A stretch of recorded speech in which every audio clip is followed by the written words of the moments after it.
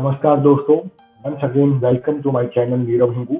और आज के इस एपिसोड में आध्यात्मिक की कुछ चर्चा हम करेंगे योग के ऊपर में कि योग एक संक्षिप्त सा एक परिचय मैं दूंगा, जहां आसन, मुद्रा और बंध के बारे में। उससे पहले एक संक्षिप्त परिचय जानना जरूरी है कि योग साधना क्यों जरूरी है। आत्मिक उसरत के साधनों में उच्च स्तरीय जो आपकी प्रयोजन होती है, वहां बढ़ने के लिए प्रयोजन मतलब कि आपके जो गोल है, लक्ष्य है, वहां तक आपको पहुंचना बहुत जरूरी है, चाहे वो भौतिक हो या आध्यात्मिक हो। मूल रूप से मैं आध्यात्मिक गोल की बात कर रहा हूँ, और इसीलिए महर्षि पतंजलि में अपने गोल की तरफ पहुंचने में आध्यात्मिक उत्थान के लिए यम, नियम, आसन, प्राणायाम, मुद्रा, बंध आदि को महत्व दिया है। बहुत ही ज्यादा साधकों ने इसको अति मात्रा में ले जाते हैं, या फिर कुछ लोग तो केवल आसन प्राणायाम को ही सब कुछ मान बैठते हैं और इसमें ही अपना समय खपा देते हैं, अथवा तो उन्हें ही बिना जाने कुंडली जागरण करने में या कोई चमत्कारी शक्ति प्राप्त करने को ही योग मान लेते हैं।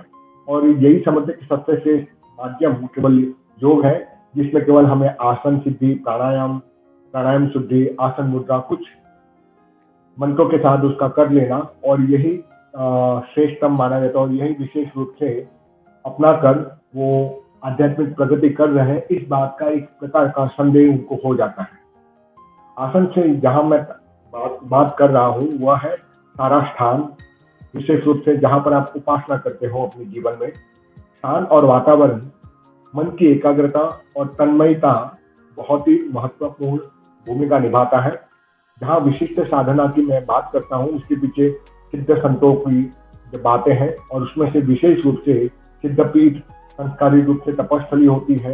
वहां पर समय निकाल कर जाने में और छोटा सा अनुष्ठान करने को हमें जरूर सोचना चाहिए, क्योंकि साधारण स्थिति में साधक अपने ही घर पे, ऑफिस में तो नहीं पर अपने ही घर पर ही योगासन के कुछ विशिष्ट अनुभव कर सकता है या आसन कर सकते हैं। पर जो प्रेजेंट समय में हम रहते हैं वहां पर कोलाहल यानी कि नॉइस काफी रहता है, और उसी कोलाहल के कारण साधना पूरी तरह से संपन्न कर पाना हमारे लिए मुश्किल हो जाता है। और वैसे भी वातावरण और शरीर की एक स्थिति रहती है, ये दो मिलकर ही आसन को पूर्ण बनाते हैं। आसन समग्र रूप से शरीर का एक स्थान होता है, या मैं और कहूँ तो आसन समग्र शरीर का ही होता है। कमर आपकी सीधी होनी चाहिए, आधे आधे या अर्धखुली नेत्र होनी चाहिए, अंदर बंद होना चाहिए, चित्त आपका एकदम शांत होना चाहिए, और आपकी काया बिल्कुल स्थिरता अवस्था प्राप्त करनी चाहिए। जब यह स्थिति आपकी होती है तो यह ध्यान के लिए सबसे, और विशेष रूप से मेरे को आसन के लिए उपयोग मानी जाती है। दोनों हाथों को चाहिए कि गोद में रखते, शरीर एक हम सुखासन की स्थिति में हो, और यह सब रहते हुए भी आपका मन और शरीर की एक तन्मयता, एक सिंक्रोनाइजेशन होनी चाहिए। आसन प्रक्रिया के विषय में जानने से पूर्व ये आपको स्पष्ट कर देना चाहता हूँ कि हमारा जो अंतिम उद्देश्य क्या है। क्या पैरों को मोड़ते रहना और निर्धारित अवस्था में अपने शरीर को मोड़ना कि यही शरीर है, या इसी को सूक्ष्म संरचना बनाने के लिए पतंजलि महाराज ने योगासन की या यम नियम की एक प्रकार से आविष्कार किया था? शायद नहीं। जिसे आजकल योगा नाम से जाना जाता है, वो प्रचलित योगा पूर्ण रूप से योगा नहीं है। आरोग्य की दृष्टि से अगर मैं कहूँ तो ये सूक्ष्म व्यायाम एक प्रकार से अच्छा भी है, परंतु आध्यात्मिक दृष्टि से, ठीक है, इसका कोई महत्व नहीं रहता। इसमें कोई संदेह नहीं है कि तनाव मुक्ति के लिए, अपने इम्यूनिटी पावर बढ़ाने के लिए और एक मन को फुर्तीमय बनाने के लिए यह नियमित जो योगा आजकल का चल रहा है, उसको अगर हम करते रहे, विभिन्न प्रकार की जो आसन है, तो ध्यान योग की प्रक्रिया में आपको जरूर लाभ मिलता है। और वह लाभ उसी प्रकार होता है जिससे पात्रता प्रमाणित करने के लिए एक और विशिष्ट सर्टिफिकेट पा लेना, जो आजकल चल रहा है। पर मात्र कर लेना योग का आसन, उससे ज्ञान योग की पूर्व उच्च स्थिति यानी जो हाई लेवल है, पीक लेवल, वहां तक पहुंचना ये संभव नहीं है। ये सोचना भी मूर्खता है कहीं कहीं, क्योंकि कई प्रकार के आसन योग ग्रंथों में दिए हैं, और डॉक्टर और योग ट्रेनर जो आजकल जो बहुत ही ज्यादा बहुमूल्य रूप से लेते हैं फीस और सिखाते कुछ नहीं है, उसमें से उन्हें बहुत कम पता रहता है। मैं सबकी बात नहीं कर रहा, जनरलाइज बात कर रहा हूँ। और इसमें से भी 84 प्रकार के ऐसे आसन है जिसकी सूक्ष्म रूप से यानी एकदम माइन्यूट फॉर्म में बॉडी की उसकी एक्सरसाइज यानी जिसको हम कहते हैं शारीरिक व्यायाम की दृष्टि से उसकी मान्यता प्राप्त है। साधना की दृष्टि से तो जो मार्गदर्शन का परामर्श और उसका जो गाइडेंस रहता है वो 3 आसनों तक ही सीमित रखना चाहिए। सुखासन तो महत्वता दी गई है क्योंकि ये किसी भी साधना में आप इस्तेमाल कर सकते हैं। और इस संबंध में जाबालो उपनिषद कहता है, येन केन प्रकारेण सुखम धैर्य च जायते यच्च सुखासन मृत्युतम सशक्त समाशय। ठीक है, कहने का तात्पर्य कि जिस प्रकार से बैठने से शरीर को सुविधा प्राप्त होती हो, शांति में अड़चने ना पड़े, और वही सुखासन कहलाता है। असक्त साधकों के लिए यह श्रेष्ठकर है और इसी का हमें आश्रय लेना चाहिए, ये जाबालो उपनिषद कहता है। शिव संहिता में भी सुखासन के अतिरिक्त 4 अन्य आसनों की प्रधानता मानी गई है, जैसे कि सिद्धासन, पद्मासन, उग्रासन और स्वास्तिक आसन।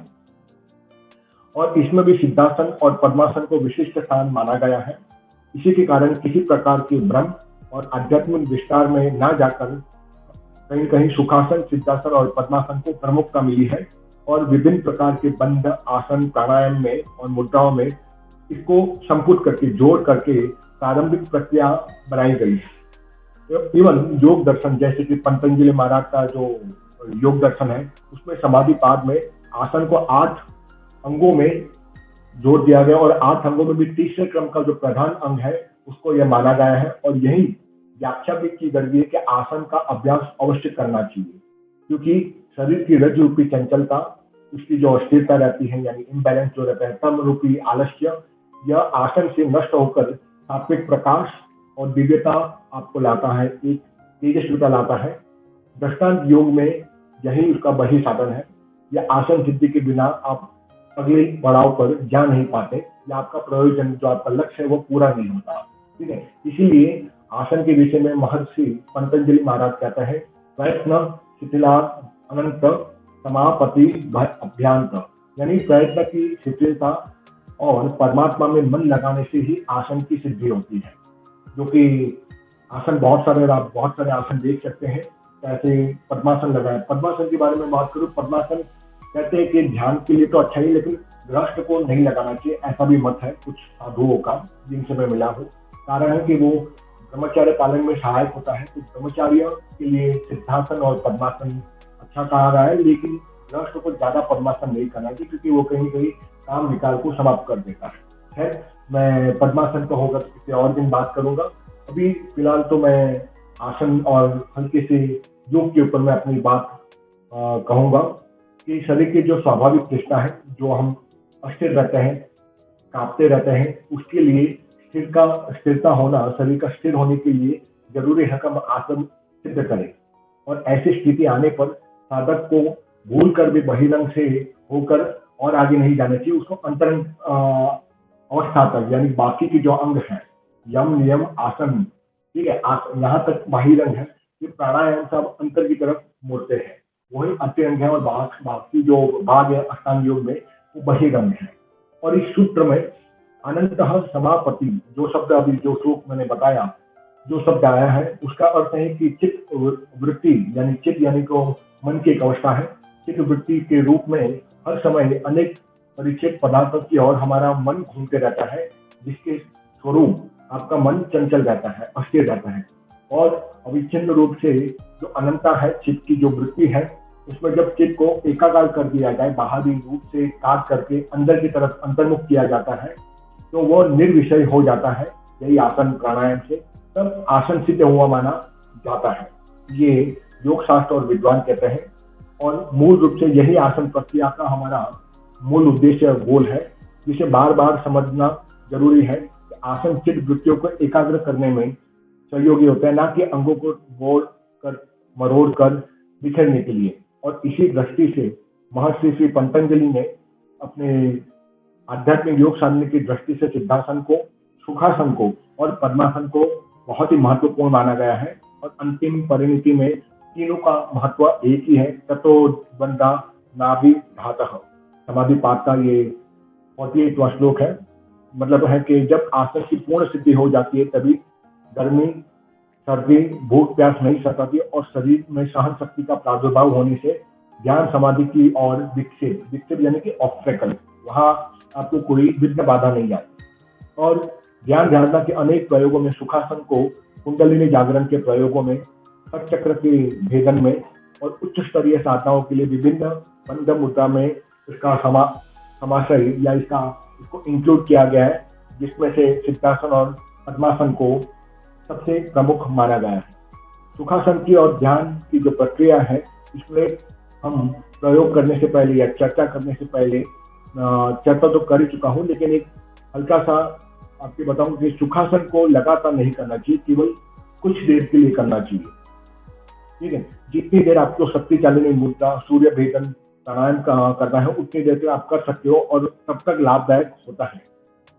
अब मैं सुखासन और सिद्धासन पर भी सोच रहा हूँ एक हल्का सा लेक्चर ले लूँ। ठीक है, क्योंकि मैं इसलिए बोल रहा हूँ कि आपको थोड़ा ही करना चाहिए, क्योंकि प्राणवायु को संयमित करना, 5 प्रकार के प्राण होते हैं, प्राण, अपान, ज्ञान, उदान और समान। मुख्य रूप से तो प्राण ही होता है, प्राण की ही कैटेगरी आगे उसको विभक्त करके 5 प्राण और 5 उपप्राण बनते हैं, जो मैंने अपनी एक सीरीज में शिव स्वरूप विज्ञान में उस पर मैंने विस्तार से बताया, आप वहां जाके देख सकते हैं सीरीज के मेरे प्ले लिस्ट के अंदर में। यार मैं बात कर रहा था कि सिद्धासन आपको तभी तक लगाना चाहिए जितनी आवश्यकता हो, क्योंकि सिद्धासन में कमर सीधी रखी जाती है और ध्यान मुद्रा में बैठकर इस तरह से करते हैं कि आपको बाएं पैर इस प्रकार मोड़ते हैं कि उसकी एक एड़ी, मूल रूप से लेफ्ट एड़ी, ऊपरी भाग मलमूत्र की छिद्रों के मध्यवर्ती भाग को दबाते हैं और यही दक्षिण ध्रुव बन जाता है, जो मूलाधार चक्र का स्थान है।